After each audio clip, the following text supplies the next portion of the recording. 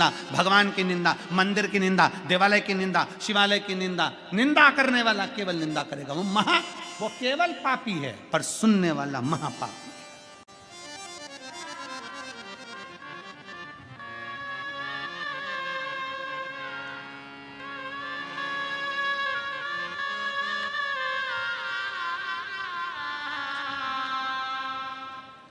अयोध्या में राम जी बैठे थे, तुमको खुशी हुई कि नहीं हुई? अरे जम के तो बोलो जरा। हुई थी? ठीक है। सारे महात्माओं ने, सारे देश ने अपने अपने गांव में, अपने अपने नगर में, अपने अपने मोहल्ले में खूब सजाया, दिया लगाया, खूब बाबा का प्रवेश कराया। राम जी अवध में बैठे। ध्यान देना जरा, किस चीज की खुशी?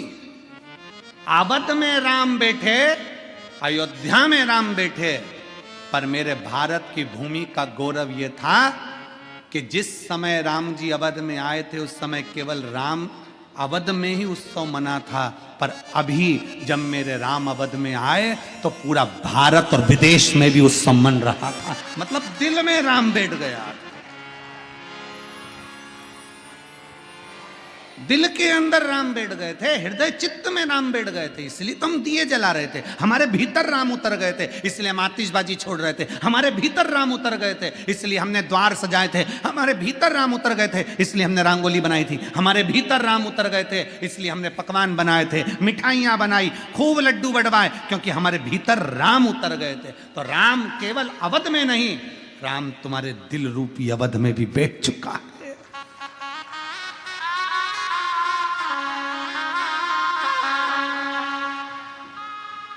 राम तुम्हारे हृदय चित्त में बैठ चुका। नारायण, भगवान नारायण को लगा यहां नारद जी ने निंदा कर दी और मैंने सुन ली।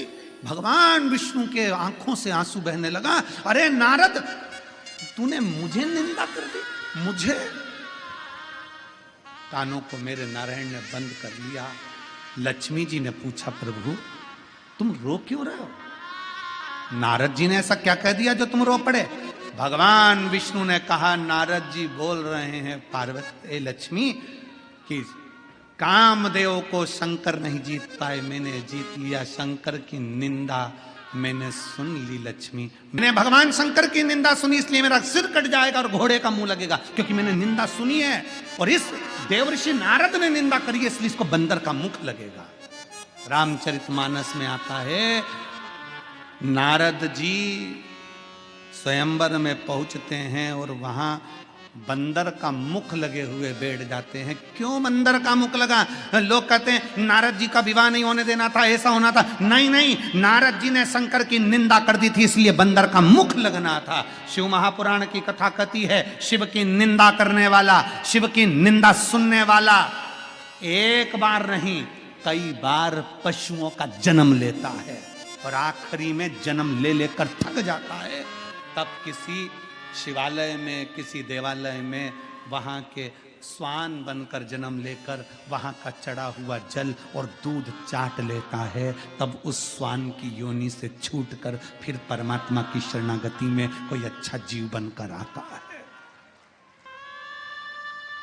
निंदा शंकर को प्रिय नहीं है। शिव निंदा से परे, निंदा से दूर। अगर तुम्हारे पास कोई आए, शिव महापुराण की निंदा करे, शंकर की निंदा करे, शिव भक्त की निंदा करे, शिव भक्ता की निंदा करे, शिव की उपासना की निंदा करे, उसी समय वहां से उठकर चल दो। ए भैया चुप बैठ, मैं नहीं सुनूंगी। तेरे मुंह से एक आवाज मत निकालना, हर हर महादेव। वहां से चल दो। कोई निंदा करे भगवान की, वहां से चल दो। शंकर की कोई निंदा करे, राम की कोई निंदा करे, कृष्ण की कोई निंदा करे, वहां से चल दो। निंदा नहीं सुनना, निंदा।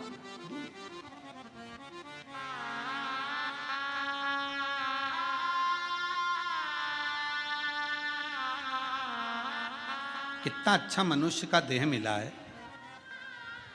परमात्मा का भजन करो। रात्रि के समय पर हमारे वो विकास पंडित जी कह रहे थे, गुरु जी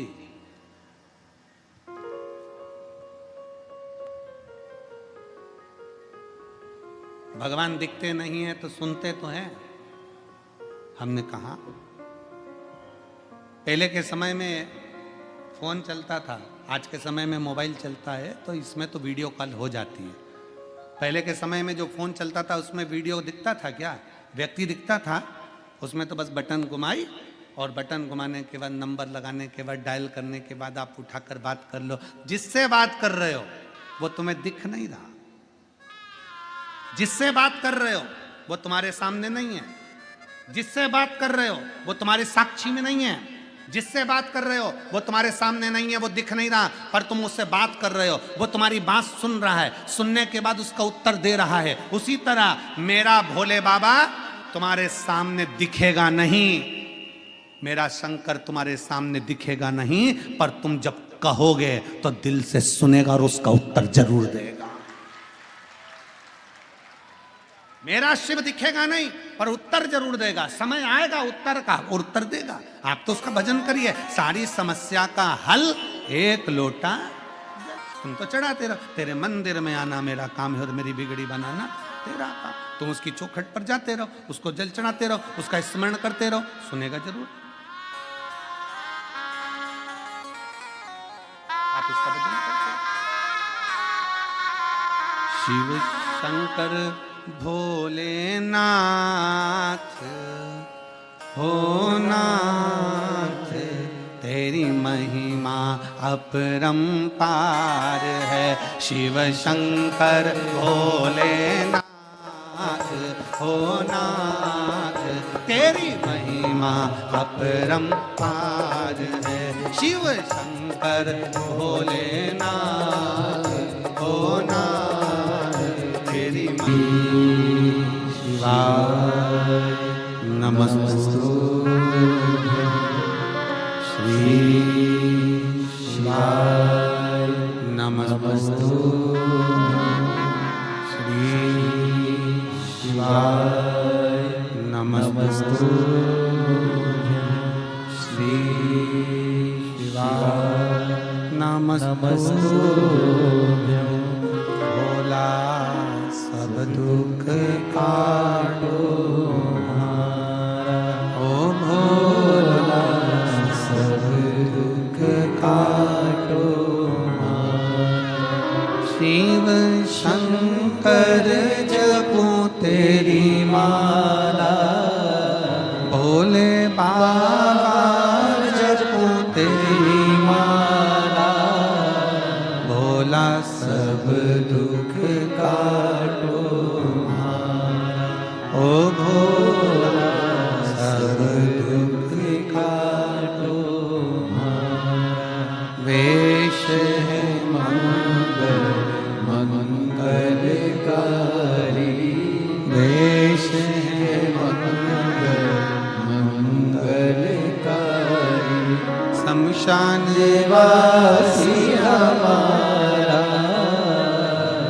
शमशान वासी हमारा। ओ भोला सब दुख काटो हमारा, ओ भोला सब दुख काटो हमारा।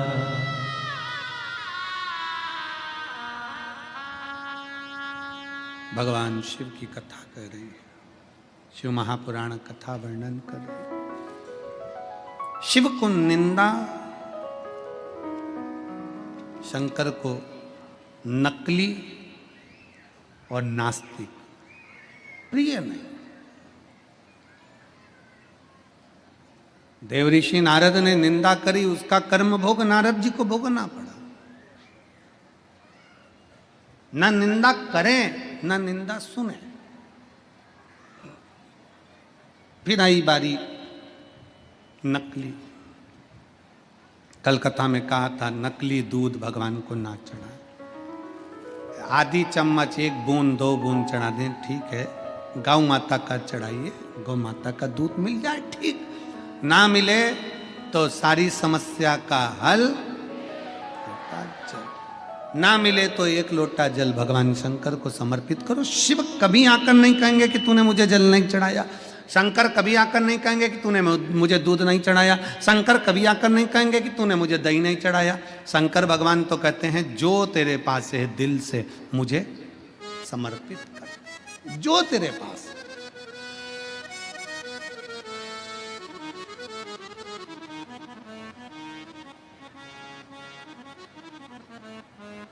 निर्मल मन सो मोही, भगवान शंकर कहते हैं मुझे तेरा हृदय दे दे, दिल दे दे, मन चित्त वृत्ति, ये दिल तो दो, मन तो दो तुम।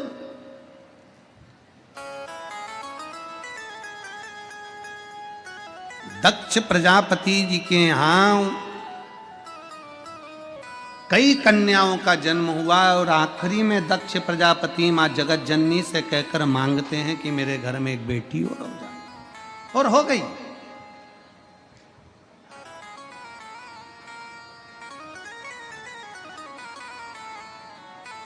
एक बेटी का जन्म हुआ जिसका नाम सती, प्रसूति के गर्भ से जन्मी है सती। आज भी किसी भी हॉस्पिटल में चले जाओ, सरकारी हो चाहे प्राइवेट हो, उस हॉस्पिटल में जहां मां अपने बच्चे को जन्म देती है उस कक्ष का नाम लिखा होता है प्रसूति कक्ष। दक्ष प्रजापति जी ने किसी को डोनेशन देकर नाम नहीं लिखाया।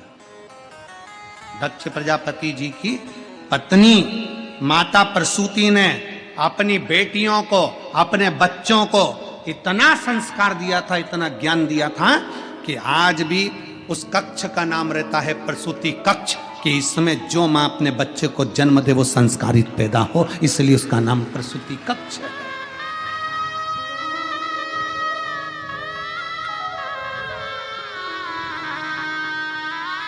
भारतीय संस्कृति की, भारत की भूमि के संस्कारों की, सनातन धर्म की मजबूती कितनी है जरा देखिएगा कि हॉस्पिटल में भी बच्चा जो जन्म लेता है उस कक्ष का नाम प्रसूति कक्ष होता है। प्रसूति कक्ष।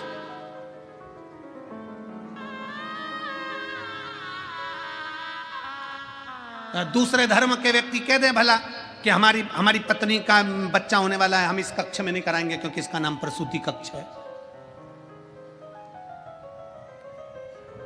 इस लोग कहते हैं ना ये दूसरे धर्म का नाम है, हम ये नाम नहीं रखेंगे, ये दूसरे धर्म का नाम।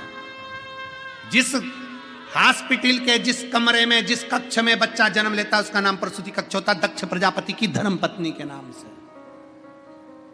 यही तो भारत की मिसाल है, यही हमारी सनातन सभ्यता और संस्कृति है कि यहाँ की भारत की भूमि की एक एक नदियों का नाम, एक एक पर्वत का नाम सनातन धर्म से जुड़ा हुआ है, किसी दूसरे धर्म से नहीं। किसी दूसरे धर्म से जुड़ा हुआ पर्वत का नाम नहीं, पहाड़ों का नाम नहीं, नदियों का नाम नहीं, तालाबों का नाम नहीं, सरोवर का नाम नहीं, कुंड का नाम नहीं, सब सनातन धर्म से जुड़ा हुआ है। दक्ष प्रजापति के घर में बेटी ने जन्म लिया, प्रसूति के गर्भ से सती का जन्म।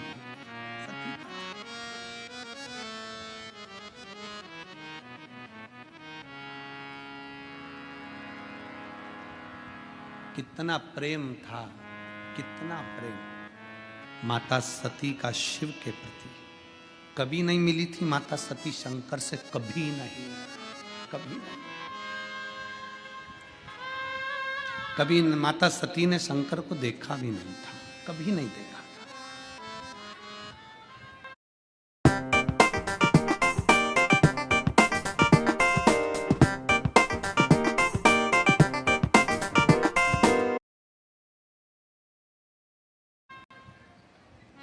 और ना जी भर के देखा, ना कोई बात की, बड़ी आरज़ू थी मुलाकात की। सती मैया ने शंकर भगवान को कभी देखा नहीं था, सती माता ने कभी शंकर भगवान को मिली नहीं थी, कभी जाना नहीं था।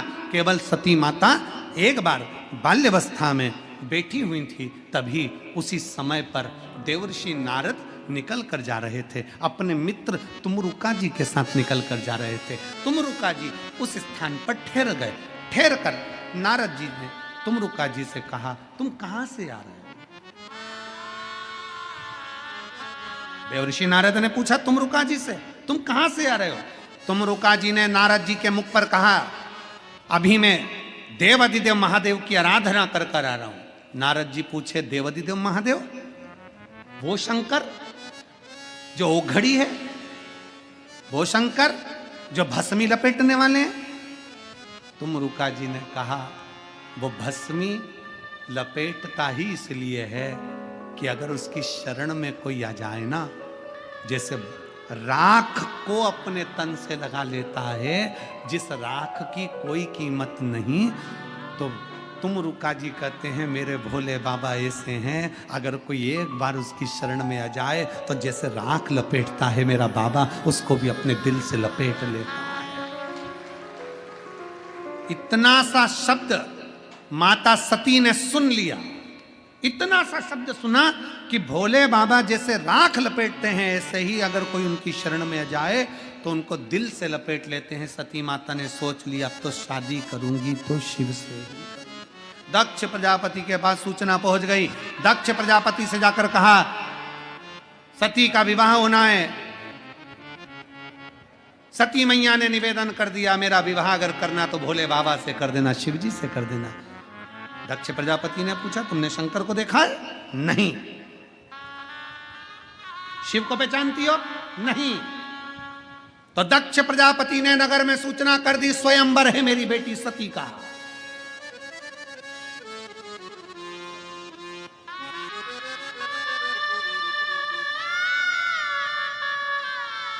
सूचना मिल गई।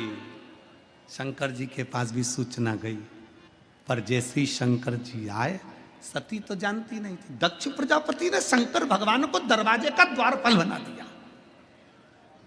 दक्ष प्रजापति ने कहा, भोलेनाथ सभा के अंदर नहीं, दरवाजे के बाहर द्वारपाल बन के खड़े रहिए। शंकर भगवान दरवाजे के बाहर द्वारपाल बनकर खड़े थे। सारे देवता अंदर बैठे थे। सती मैया माला लेकर आई।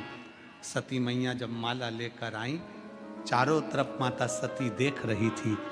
देखती देखती सती ने देखा, मैंने सुना था शंकर की जटा है, मैंने सुना था शिव के गले में सर्प है, मैंने सुना था कानों में बिच्छू पहनता है, मैंने सुना था त्रिपुंड धारण करता है, मैंने सुना था गले में रुद्राक्ष है, पर इस सभा में वो दिख नहीं रहा।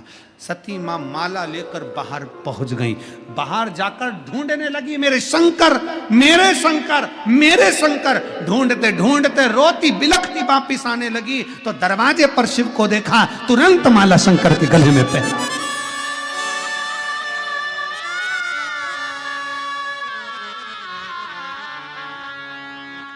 शिव सभा में नहीं मिलते, शंकर सभा में नहीं मिलते, शंकर तो दिल की आभा में मिलते हैं। सभा में शिव नहीं मिलते, शिव दिल की आभा में मिलते हैं। जो दिल से पुकार लेता है। सती को शंकर ने स्वीकार कर लिया। दक्ष प्रजापति ने विचार करा, मेरी बेटी ने स्वयंवर में द्वारपाल पर दरवाजे पर खड़े हुए शिव के गले में माला पहना दी, अब तो विवाह करना ही पड़ेगा, क्योंकि रीत थी। विवाह की तैयारी हो गई। शिव और सती का मंगल विवाह हो रहा है। जोरदार ताली बजाएं, भगवान शंकर पार्वती आ रहे हैं। भावों के साथ में मंगल विवाह की तैयारी है। भगवान शिव पार्वती पधार रहे हैं, बड़े आनंद के साथ कथा कर तत्व ग्रहण कर रहे हैं। एक दिशा